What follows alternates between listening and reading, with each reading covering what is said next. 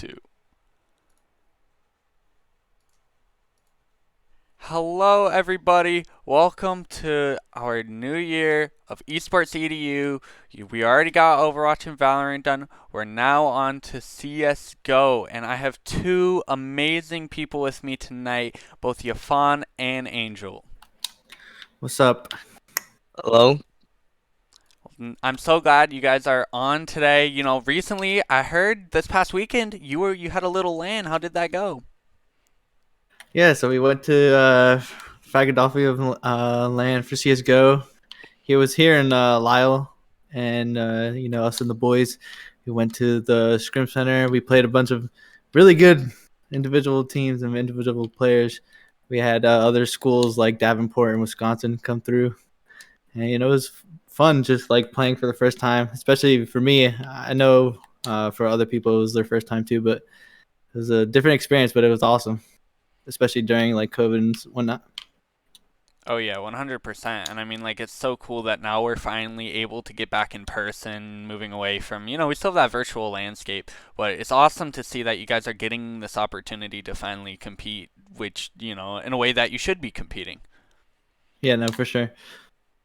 But before we get into it, just to give a little bit of an introduction as to what Esports EDU is, it's around a 6 to 8 week series, or at least a streaming series that allows the community and even myself and the other liaisons to get to know the gaming communities a little bit better.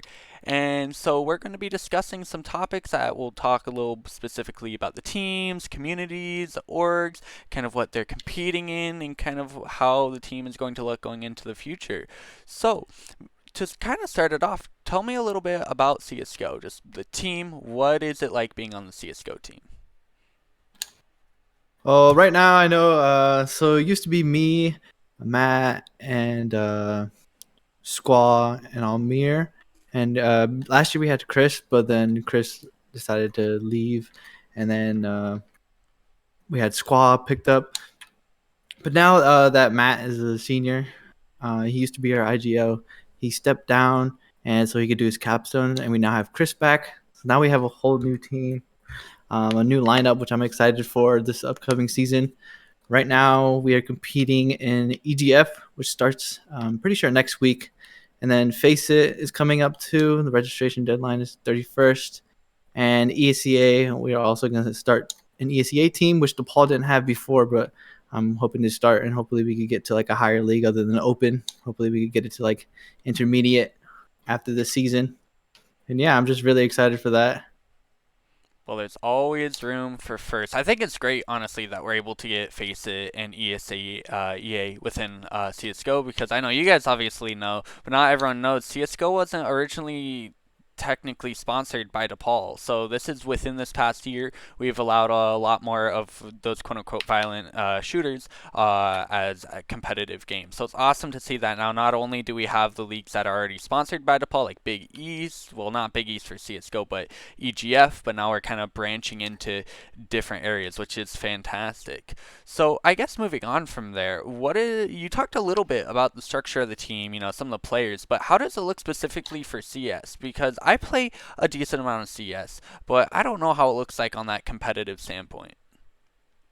Yeah, so like, since there's 5 players in like most games, there's always like a role to each player, and so that's like the part that we're trying to do right now, especially during our break, since we don't have anything going on right now. We're just trying to play games, see who fits what position. I know Yafan, he's a really good entry fragger. He's also a really good site anchor rotator. I'm amazing. And then like for me, I like to, I do a little bit of lurking, also secondary op. Chris, on the other hand, he's a primary opper, and he likes to also sit on site on CT side. We have Squaw, who's kind of like our new IGO after Matt left. He's taking up a lot of the responsibility in that, making shot calls. We all tend to help mid game, uh, recommending strats and whatnot. But Squaw is mainly the person who comes up with our in like mid round strats. And then we have Almir, who's also just like a really good support player. He knows a lot of nades, and he supports everybody in what they're trying to do in game. So like right now we're just trying to solidify those like roles and start practicing, and hopefully with these tournaments coming up, we could show how much we improve with our new roster. Oh, 100%. I'm excited to see how you all play. But I guess within that group of players, you're saying Squaw, for example, is kind of like that lead. Are there any people outside the game that you find to be student leaders or anything like that? Oh yeah, absolutely. Just, like I said, like although Matt like left and he's not part of the like the physical team anymore, he still coaches around and like gives us strats to do. Other than that, like we have other people. Like I have other friends outside of DePaul, like from Wisconsin and UIUC or UIC, and then and also in Texas, who are like we all share strats and whatnot, and we all help each other like become better at the game. I know Yafan also has a couple friends that are also willing to help out with the DePaul team, and I'm looking forward to that. Yep. Now, you also mentioned as far as with your fun, you're relatively new to the team. How is that transition going from not being a competitive player to a competitive player in such a weird time? How has that been for you? Um, well, I used to compete in high school, but then I dropped the game my junior year because I wanted to focus on my education. Um, when I first joined the team, I was just trying to find my role to fit in. I wasn't looking to be like a star player or anything. I just trying to help the team to improve. I think I found my role right now, and yeah, it's actually fun to compete. Yeah. That's always great to hear. I know for me personally, when I was going from high school to college and then from traditional sports to esports, so it's definitely great to be able to get that competing edge in and, kind of broaden my horizons with it. But I guess while we're on that topic of broadening the horizons, do you guys feel that, more specifically, CSGO, how has that helped you growth, or how has that helped your growth as an individual? Mm, CS:GO. I mean, Team CS:GO is really heavily focused on like team communication. Like if you want to do something, the whole team's gonna commit to it.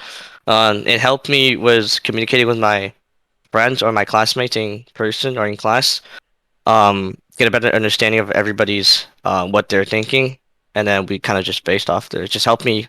I mean, CS:GO helped me in a lot of ways, not just the game, helped me with school and stuff. Yeah.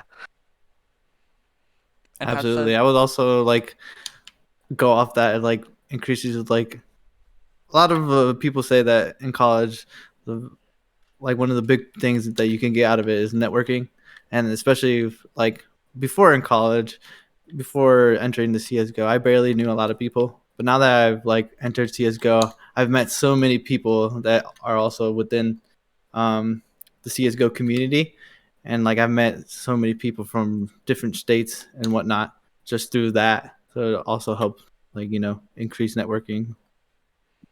Oh yeah, 100%. And I know esports is still definitely very new within this country and specifically within colleges. So it's very cool seeing the opportunities it provides and how you're saying with networking. And it's great that we're able to provide an opportunity like that for you guys. So I guess transitioning from that, you do get to network. How exactly have you been able to network within your own community and how have you been able to grow that? So like for instance, like I said, DePaul before didn't really have like any ACA team for CS:GO. So now I've talked to people from Wisconsin and the people from UIC, and they've been saying that they're been competing in there, and they have teams that are like out of a higher league. For instance, Wisconsin was intermediate, and they also almost made it into Maine. And Davenport also has their CS:GO team that was also that I think won Maine even last time, and they're now advanced. So from there, like I was like, I think that's a great thing that DePaul can take a part of into. So I'm hoping to start that, like I said, this season, and hopefully we could go into the higher leagues. But yeah, like I've met so many people through those tournaments and whatnot of ESCA, and like just all the different schools and stuff we've come to grow and become like friends and instead of enemies on although enemies on the game, we're friends like and that help each other and whatnot. Right, 100%. And have you felt that, obviously the pandemic has not been the easiest for every person, but have you felt that even though we've been virtual, that the team has been able to exist and prosper even with that landscape? I think so. Although like we all have our different schedules, we all make time to like commit to the game, and we all understand that we all have different schedules and that we just need to work around each other. And I think that although like it's been hard to find times where we can practice, we still meet each other, especially like for instance this land, we all found the time out of our schedules to go to that and we all grew. I'm pretty sure we all grew more together. Yeah, no, I definitely imagine it. I mean, especially it being the first land that you get to go to all together, and I feel having in-person events definitely help solidify those bonds and relationships more than anything else. Like putting a name to a face is really a whole different experience. And like, let's say you're looking at me right now over the camera, but I guess with that thought in mind, how have you felt that the community has been able to get to know one another, even though things have been virtual for a majority of the time you've existed? Like for me, like in classes, um, it's kind of like just like through Zoom and whatnot, and like yeah, although it may not be like on the same level as meeting a person in person and like getting to know them more through like just meeting through a classroom setting, it's still also kind of like the same thing through Zoom. And I, for me, I tend to talk to a lot more through Zoom classes, especially like when we're assigned group projects and whatnot. So like I think a lot of people grow through just messaging each other and finding things that they both have in common. I don't know what it is. Just I feel like a lot of more people are willing to share their interest online than in person. I've met a lot more people online that have similar interests. I think it's just something that I don't know. People are more comfortable doing it over a screen and rather than in person. But I met a lot of people through Zoom lectures and just saying, like in the discussion post, saying like what your interests are and whatnot. Interesting. That's I did not expect hearing that because for the most part with my experiences it's been a lot of people absolutely hate being online, and it being back in person, people feel I guess a lot more comfortable is probably the best way to put it. But it's interesting you bring up that people almost have that sense of comfort while being online. So, have you noticed that sense of comfort as far as the operations of the organization, both within the pandemic and where we are now? I would say for me, it's a lot more comfortable. I think it's just the fact that when it's online rather than in person, um, I basically when we have to do something, I say, "Oh, we could do this," and we set reminders like on, like D2L or like on Discord and whatnot, and we say like, "Oh, we need to do this by a certain time." I don't know. I just feel like people are more comfortable doing things on their own rather than being forced to do it in a classroom setting. I don't know. That's just my experience. I personally find it a lot more easier online, but I think that's part of the reason why like I find it better online. But I agree with that. I think it's a lot easier online. You just hop on your computer and just do it. right. Right. Yeah, yeah, no, that's fair. Um, it's just so I really didn't expect hearing that just because the amount of people I've been around, especially I'm around so many freshmen all the time within the residential communities. It's like so many people are like, "Oh, we are so excited to be back," but it seems definitely with the esports players that there's a different attitude, and you guys are taking it a lot more positively as well, which is really interesting. So I want to talk a little bit as far as how, as an esports team, how your attitudes are just in general. I feel like esports players tend to look at things a little bit on the brighter side because things almost seem simpler. It's like you're saying you're fun. You just hop on your computer, you play some games, you hop on for practice. You don't have travel time, at least for the most part. And equipment can get expensive. Computer parts are a little pricey right now, but everything's very accessible. So how do you feel those attitudes have been, both in the team setting and casual setting? I mean, to me, it's like, I mean, it is what it is. Like, if we lose, right? They play better. But for most part, I just mostly positive attitude. Yeah, I mean, why be negative when you can be positive? I agree that I like that. I like that. So I guess from that, on the positive side, if someone was going to come to the community, let's say Germ on the streets comes out of the blue, how would you recommend Germ gets involved with the CS:GO community? One of the many ways that I got a lot of people to come to the CS:GO scene is through tryouts at the beginning of the years, but then also not just that, but like also joining the DePaul FPS Discord. I would say that's probably the most. A lot of the whole team, they like playing games, pugs, just random pickup games with random people. A lot of the times in the DePaul FPS, we say like, "Hey, we're gonna be playing some games if you want to join us," or you could just message me and I'll definitely like set up a time where you can meet like the team and we play just we play a lot of games just to like shorten it, make it simple. We play a lot of games and you could definitely join in on any one of those games. It doesn't have to be anything super serious. It could just be for casual and we could, you know, become friends just through that. Yeah, I think that's what Squad did when he first tried out for Yeah. the team. Yeah, he just asked Yes. us to play, like every 24/7. He just asked us to play, and then we're like, all right, bet, let's play. Like, we're pretty open to we're really open to like a lot of stuff. Like, people might think we play CS 24/7, but I mean we do, but like we also play like FIFA, Valorant, and other stuff. So yeah.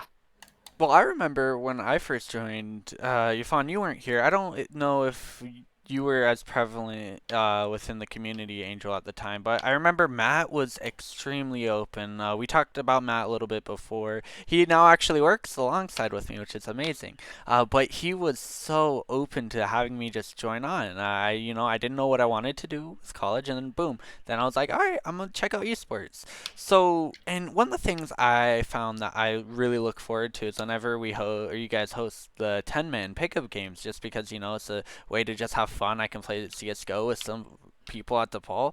But do you guys have any upcoming events or community events that will be similar to things like that? Well, So far, of upcoming this week, I would say no, but next week we might host like a 10-minute event so everyone can join and come have fun. It's not gonna be sweaty. We just run around and we shoot each other, and that's it. Not like in IRL, but online CS. Yeah, right. good distinction, good distinction.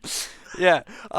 So that actually sounds pretty cool. And if you check it out in the chat, someone pretty handy on the computer put the DePaul FPS Discord link in there. So make sure you join that to be able to get some more quality CS content.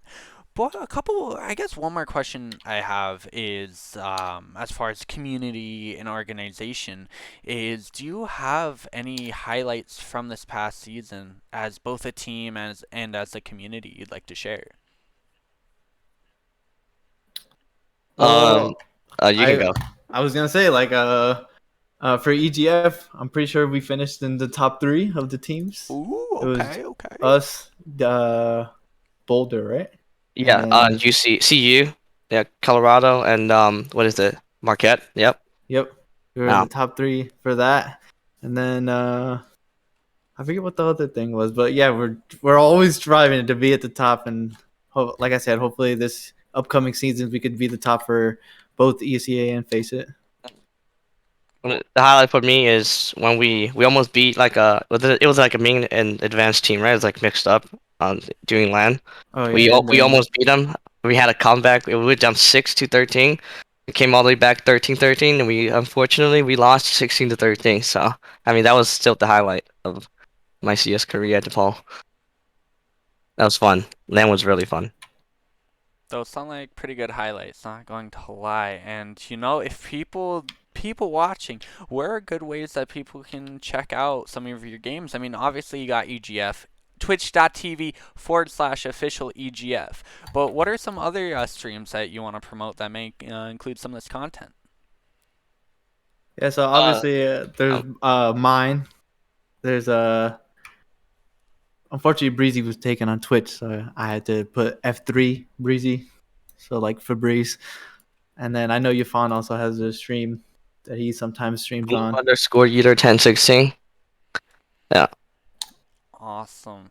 Well, we'll make sure to get those out and also possibly on the website and Discords, but always make sure to check out some of those because you never know when a stream's going to be going on. But other than EGF, you guys got any last minute events or games that may be coming up in the near future? Like ESCA is gonna start soon, right? Yep, ESEA, Yeah. and then the Face It Collegiate. Basic, collegiate.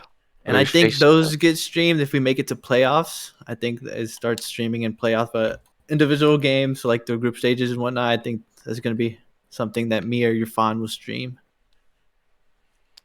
Well, that sounds pretty cool. I know I'm going to be making sure that I catch them. I tune in. I hope everyone else out there will be able to tune in for those events. But I personally wish you all the best of luck. And do you two have anything, last minute things you'd like to say before we end off this episode of Esports EDU? Do you have anything to say, Breezy? Well, like your fan said earlier, why be negative when you can be always positive? Pushing P. Pushing. Well, I guess, I just want to thank you two for coming on tonight. It was great being able to do this episode. And as always, check out the other esports EDUs and make sure to support the rest of our teams. Our website, esports.depaul.edu, discord.gg/DePaul Esports, Facebook DePaul Esports, Twitter DePaul Esports, Instagram DePaul Esports. And we will catch you all in the next one. Thank you. Thank you, guys. Yep.